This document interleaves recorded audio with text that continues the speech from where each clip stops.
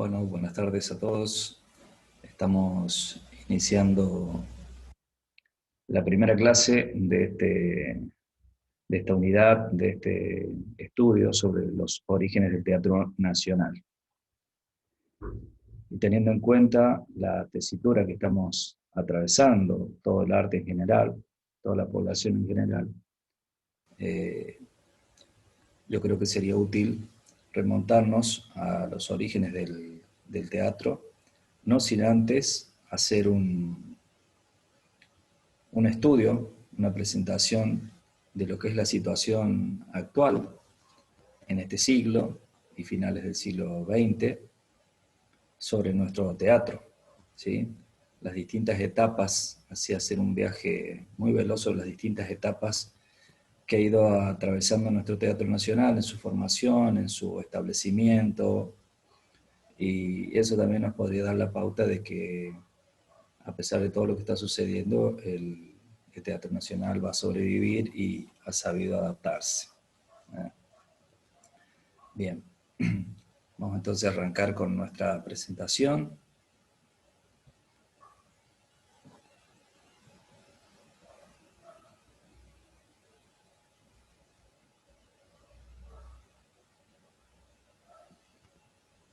Ahí estamos entonces.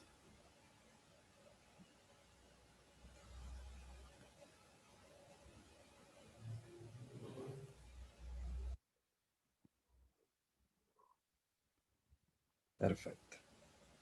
Bien, entonces les decía, vamos a hacer un recorrido por nuestra historia teatral, así muy rápidamente, pero antes de ir a nuestros orígenes, para comprenderlos mejor, justamente tenemos que hacer un recorrido breve y muy veloz por la situación actual del teatro, ¿sí?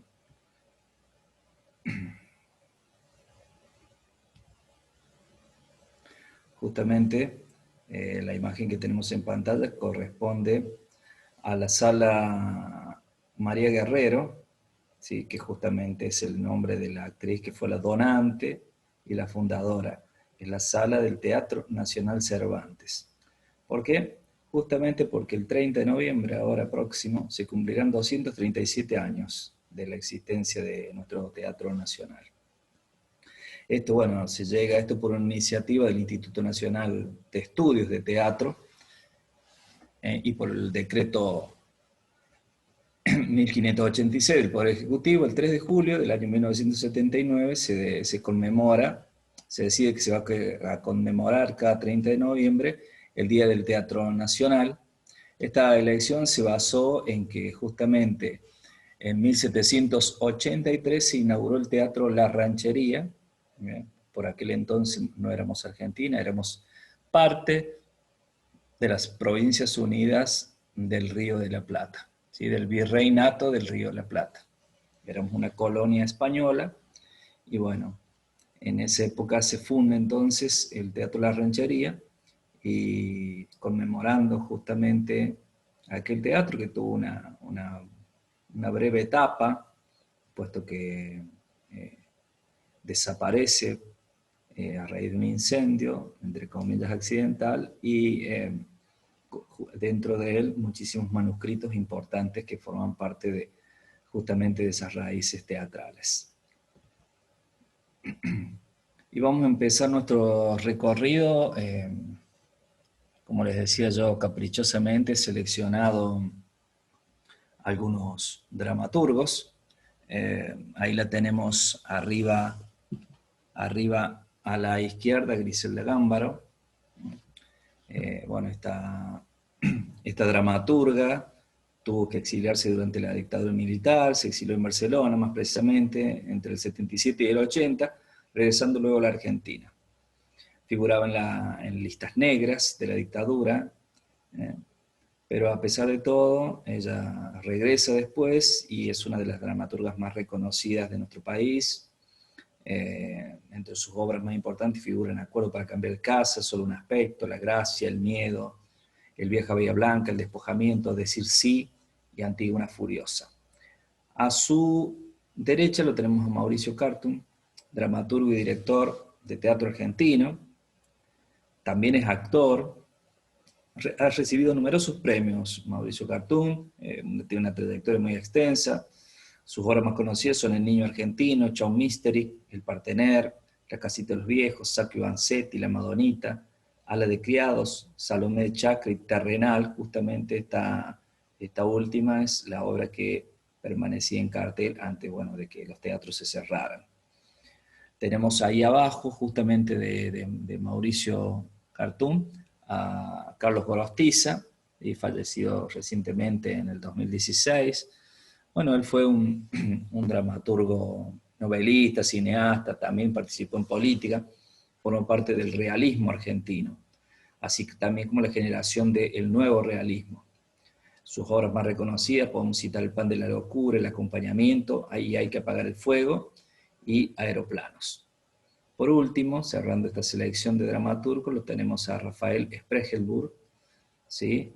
Es un dramaturgo y también es traductor, director de teatro, es actor argentino, pueden haberlo visto en películas también. Sus obras más reconocidas como dramaturgo es Destino de dos cosas o de tres, Cucha de almas, Remanente de invierno, La tiniebla, entre tanto las grandes urbes. Justamente su profesión de traductor lo puso en contacto con muchos teatros internacionales y bueno, terminó así a raíz de eso también dirigiendo y haciendo adaptaciones en otros lugares del mundo. Seguimos con la selección en este caso, los directores, ¿sí? El primero que he elegido para presentarles es Alberto Ure, él falleció en 2017, y fue un director de teatro y televisión argentino, y también se dedicó a escribir, a adaptar guiones teatrales. Se dedicó también a la escritura de artículos de opinión sobre teatro, política, cultura y televisión, y teoría teatral. Dentro de sus publicaciones más reconocidas podemos decir Sacate el antifaz, que es un libro que habla justamente de la profesión del director. Tenemos a su derecha a Pompeyo Audibert. Él es un actor y director teatral, muy reconocido, creador de un sistema de dramaturgia llamado La Maquinaria, ¿sí? Cuyo representante más reconocido aquí en la provincia de Mendoza fue Juan Cristóbal Comotti en algún tiempo. Él continúa actuando y estrenando obras Pompeyo con gran éxito en Buenos Aires. Abajo de Pompeyo está Ricardo Bartís, perdón, abajo de Alberto Ure está Ricardo Bartís. Él es actor, director de teatro, ha trabajado en muchas películas, fue director del Teatro Municipal General San Martín de Buenos Aires, ha recibido numerosos premios, pero una de sus actividades más destacadas fue que a mediados de los 80 fundó el Sportivo Teatral, que es un espacio de formación y entrenamiento de actores. Hoy por hoy sus obras pueden encontrarse en YouTube para poder apreciar su trabajo. Después tenemos a Javier Dolte, que también es un guionista, dramaturgo y director del teatro argentino. Ha recibido más de un centenar de distinciones, tanto en el ámbito nacional como internacional. Sus obras son catalogadas como comedias dramáticas y ha contribuido en gran forma a la renovación del teatro en Buenos Aires y en Barcelona, también es muy considerado, introduciendo en sus argumentos elementos fantásticos y de género, dentro de una construcción, podríamos llamar, hiperrealista. Diálogos ágiles y también creíbles. Dentro de sus creaciones más destacadas, podemos hablar de Criminal, La escala humana, Bésame mucho, 4D óptico, Estás ahí, Nunca estuviste tan adorable, y Automáticos.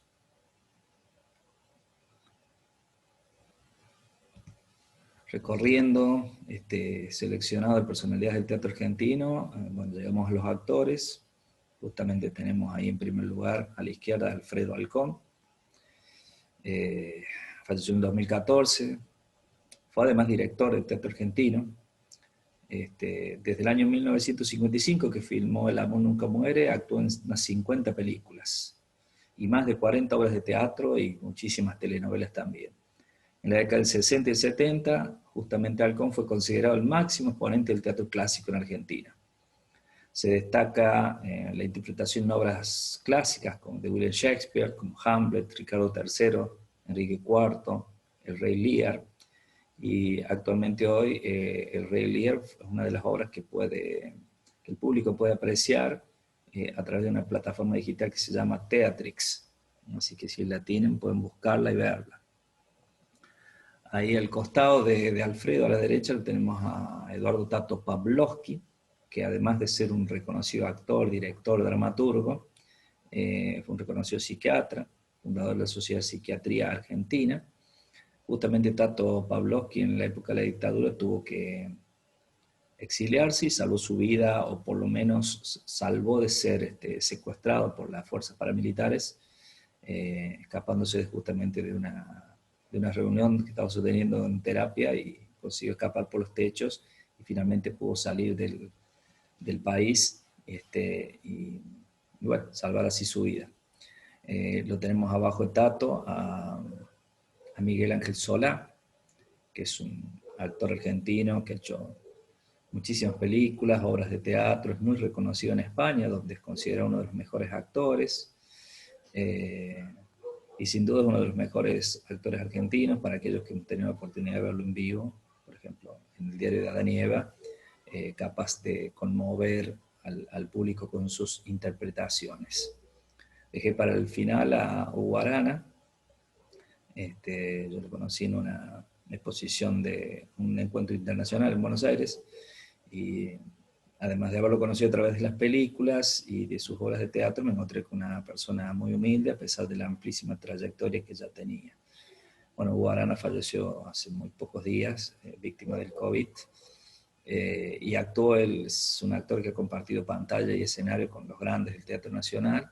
Él es uno de los grandes, pero podemos nombrar algunas de sus obras: Madeleine Lanús, Cyrano de Bergerac, justamente con Miguel Ángel Solá, La Nona, con Pepe Soriano, Baraca con Darío Grandinetti, y Paula Coni, Juan Leirado, Filomena Marturano. Él tenía una frase donde decía: no estudié teatro toda mi vida por el deber de nada, sino por el placer de la búsqueda de construir una conducta o un carácter. Justamente 4 de tantísimos y apreciadísimos actores argentinos que brillan no solo aquí, sino en todos los países de habla hispana. Quise dejar una parte para justamente el teatro musical.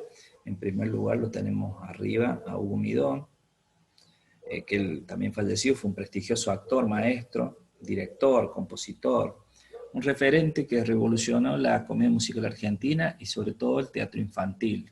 Sus obras más reconocidas son Pajaritos en la Cabeza, Huesito Caracú, Derechos Torcidos, que también se hizo una versión televisiva, Vivitos y Coleando. Varias de estas obras pueden encontrarse, la mayoría de sus obras se pueden encontrar en YouTube y apreciar el valor de su trabajo. Abajo lo tenemos a José Pepe Cibrián, ¿sí? Es hijo de actores, justamente. Él es un director teatral, autor, dramaturgo muy reconocido, y justamente ha sido uno de los grandes adaptadores de clásicos de la literatura, como Drácula, El Jorobado de París, El Fantasma de Canterville, y la última obra que tiene en escena se llama El Nombre del Padre, y puede apreciarse justamente en esta plataforma digital que les decía, que se llama Teatrix. Y bueno, y si hablamos de estudios teatrales, tenemos que darle un lugar singular a los grandes maestros que han formado a tantas generaciones de actores. ¿Sí? Aún en vigencia, Raúl Serrano, que además actor y director, es uno de los pedagogos más importantes del país. Ahí lo vemos arriba, con ese pullover a rombos. ¿Sí? Nació en San Miguel de Tucumán. En esa provincia fundó el grupo Teatrote, pero luego tomó contacto con el emblemático grupo de teatro independiente Fray Mocho de Buenos Aires, y con ellos ha trabajado sobre la dialéctica del trabajo creador del actor. Su libro, Tesis sobre Stanislavski, lleva ya 10 ediciones. Imagínense ustedes la importancia que ha tenido su trabajo. Es un libro de cabecera para cualquiera que se dedique al teatro y quiera comprender las enseñanzas del maestro ruso Konstantin Stanislavski. Abajo lo tenemos a Agustín Aleso, que tantos actores de mi generación lo nombra como uno de sus grandes maestros. Desapareció este año, otra víctima más del COVID. Bueno, una vastísima trayectoria, y justamente junto con Serrano es uno de los pioneros de la introducción del método Stanislavski en el teatro argentino. Y ahora si cualquiera que vaya a investigar sobre teatro no puede pasar por alto consultar algunas de las grandes obras que han generado estos investigadores. Arriba lo tenemos al doctor de la UBA, Jorge Dubati, que es profesor universitario también, crítico, historiador. Entre sus principales aportes a la teatrología se cuentan sus propuestas teóricas de la filosofía del teatro, teatro comparado y cartografía teatral. Él ha sido pionero en esas disciplinas. Y también trabajó con el ya desaparecido Osvaldo Pelletieri, que también desarrolló una importantísima tarea, que fue un historiador dedicado a la enseñanza y a la investigación. Él funda en el 1987 el GTA, el Grupo de Estudios de Teatro Argentino, y congrega junto con más de 30 investigadores, muchos de los cuales eran becarios del CONICET, a reconstruir la historia del teatro nacional y sus vinculaciones con el teatro del mundo. También hizo un trabajo muy importante haciendo un estudio sobre el teatro en las provincias.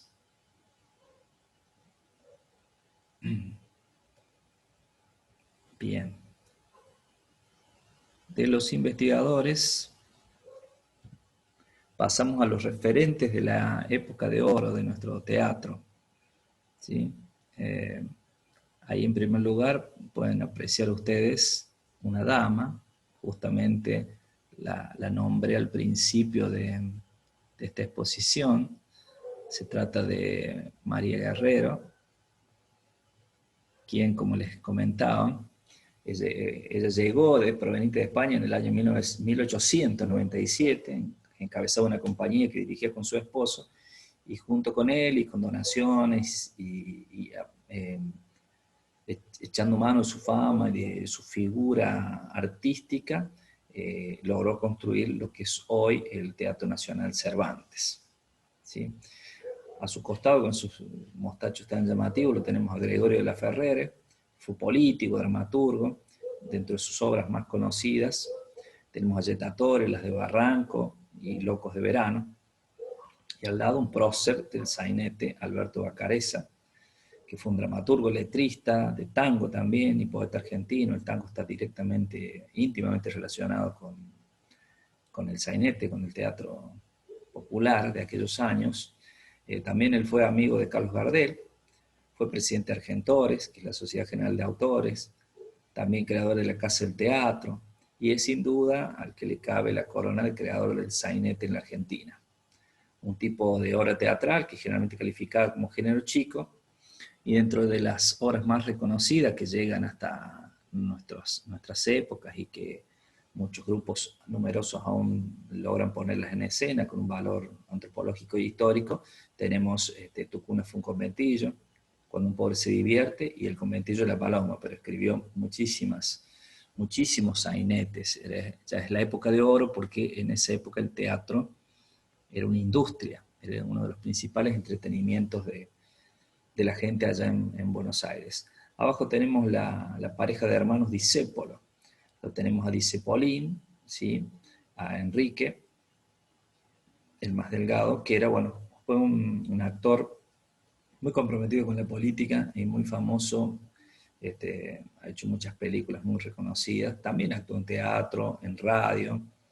Fue un artista, un actor muy comprometido con su época. En ese momento justamente apoyaba al peronismo. Su hermano le cabe el mote de Armando, le cabe el mote de creador del grotesco criollo.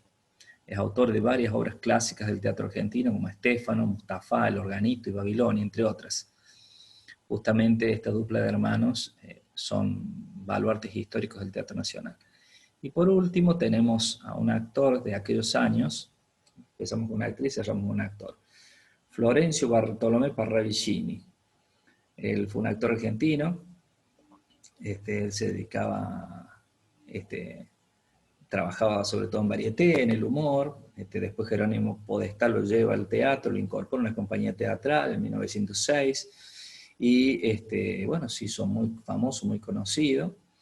Tanto es así que en 1926 se presenta a las elecciones municipales como candidato por el partido Gente de Teatro.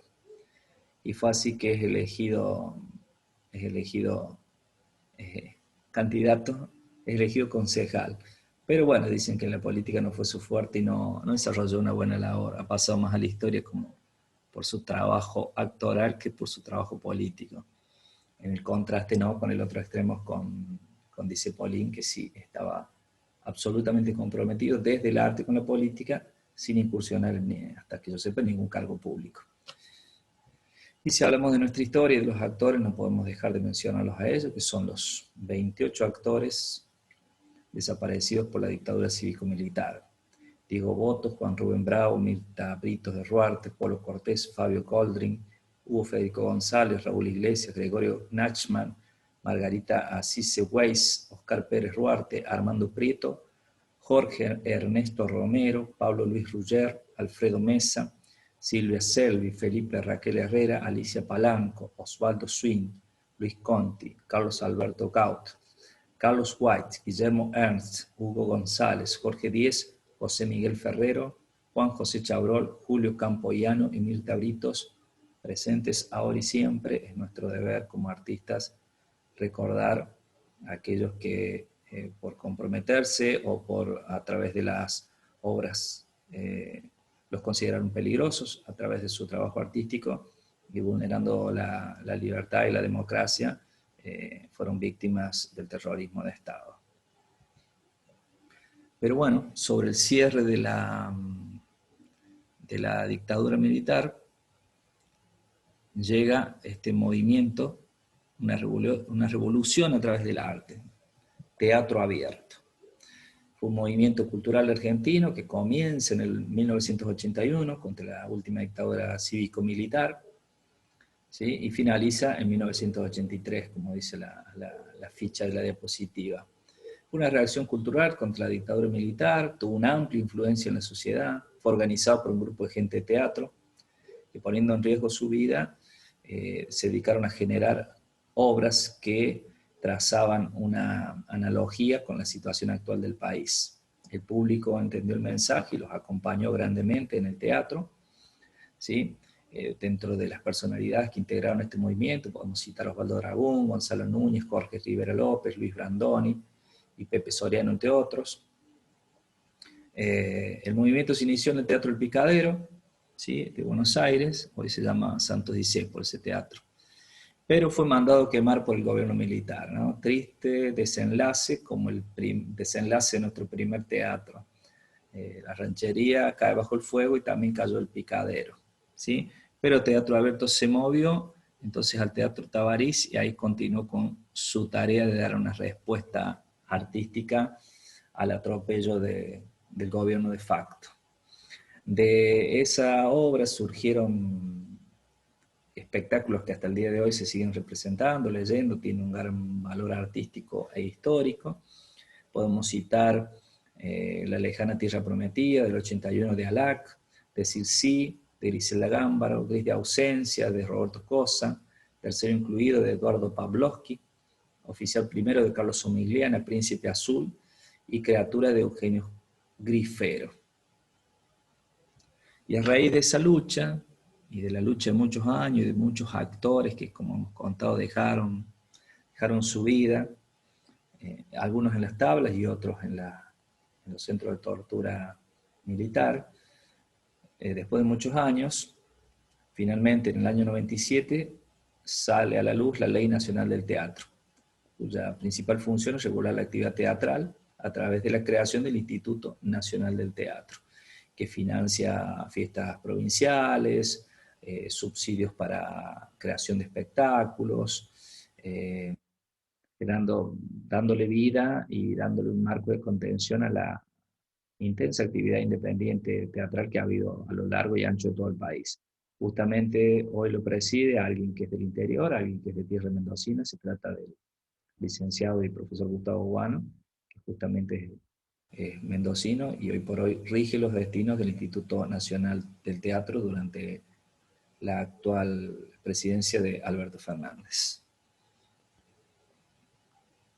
Pero como les decía en un principio, el teatro ha pasado por múltiples situaciones, y hablábamos del teatro del interior también, y no podemos dejar de mencionar algunos referentes mendocinos. Ahí lo tenemos a Gladys Ravalle y Cristóbal Arnold, ¿sí? Dos referentes imposibles de obviar en la historia del teatro mendocino. A su derecha justamente está el fruto de la unión de ambos, Juan Cristóbal Comotti, que ahí posa sobre un mural dedicado a su madre, de la sala Gladys Ravalle, justamente. También en el espacio Julio Lepar creo que hay una sala dedicada a Gladys. Y justamente en la sala de teatro independiente, que tiene Juan Cristóbal, que administra él con su grupo Elenco Teatro, se realiza hace varios años el Festival de Teatro por la Memoria, un festival donde se dan cita a artistas internacionales, y las obras tienen que tener una temática que justamente ayude a recuperar la memoria de todos aquellos que desaparecieron y lucharon. Abajo lo tenemos al flaco Néstor Suárez, ya jubilado como profesor de la Universidad Nacional de Cuyo.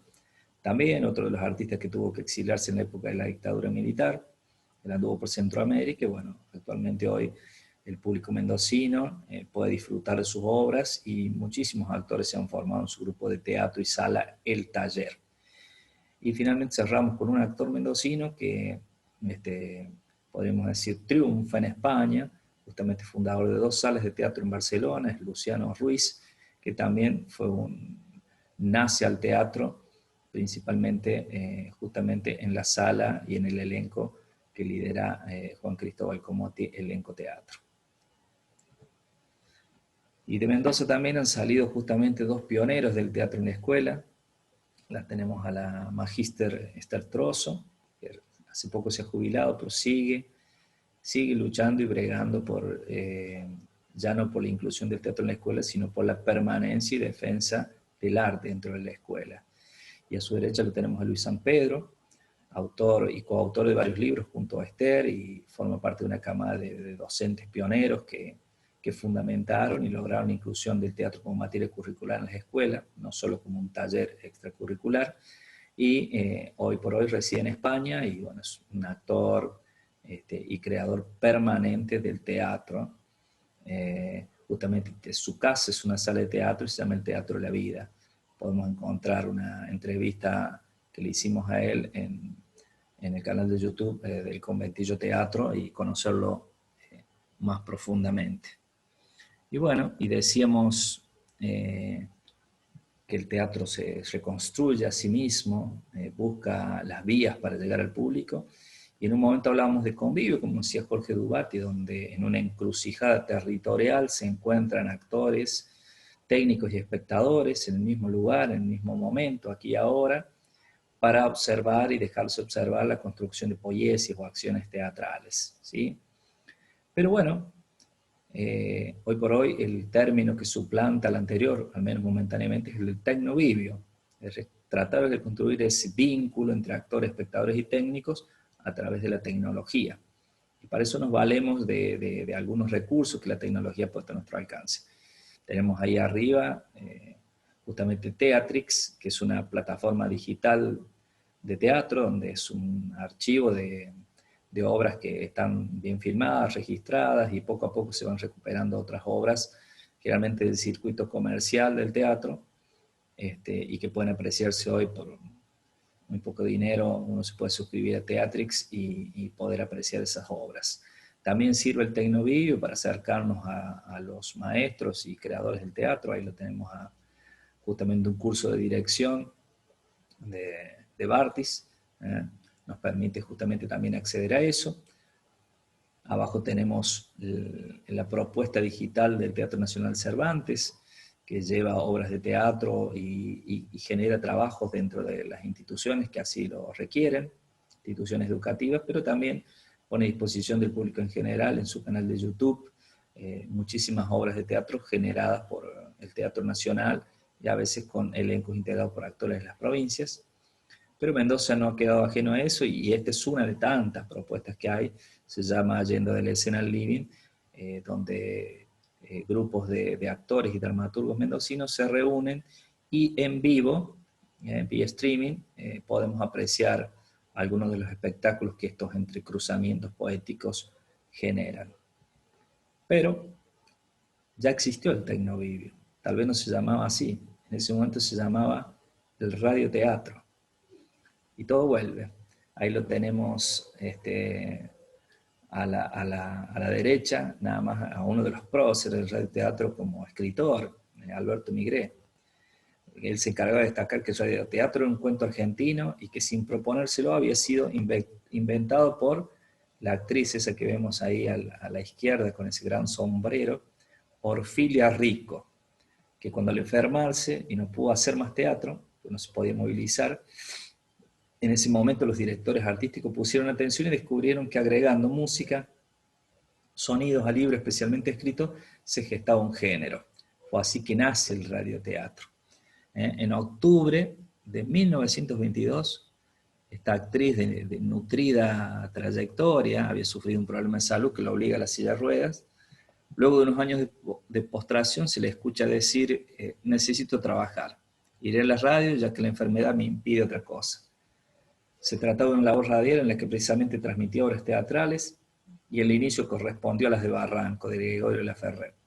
Fue un clamoroso triunfo. Ante el asombro de sus compañeros, del elenco que debían leer los parlamentos frente al micrófono, la afamada Rico recitaba el texto de memoria. Tal era su oficio. Su salud, sin embargo, continuó deteriorándose y falleció en 1936, pero fue una de las pioneras del radioteatro que, como sabemos, como vemos ahí abajo, reunía a la familia alrededor de esos novísimos aparatos radiofónicos y, bueno, le permitía acceder a la ficción, ¿no? Dentro de los radioteatros, de las obras de teatro más conocidas, podemos citar Altanera, con Evangelina Garré, con Graciela Araujo, Blanca Largote, Osvaldo Pacheco y Atilio Marinelli, Permiso para Imaginar, Ciclo de Historias Unitarias de Radio Belgrano, El Octavo No Mentir con Carlos Grini, No Quiero Vivir Así con Hilda Bernal y Oscar Casco, que ahí los tenemos haciendo en este caso El Ángel Ciego, ¿sí? Silvia Muere Mañana con Carlos Grini, en fin, fueron muchísimos los radioteatros que por aquella época se transformaron en éxitos de audiencia. Aquí en el interior también hubo radioteatros y lo que se acostumbraba era que luego esas compañías representaban en vivo esa historia que había apasionado y emocionado a la gente alrededor de la radio en la casa. Todo vuelve y el teatro encuentra la forma de llegar a su público.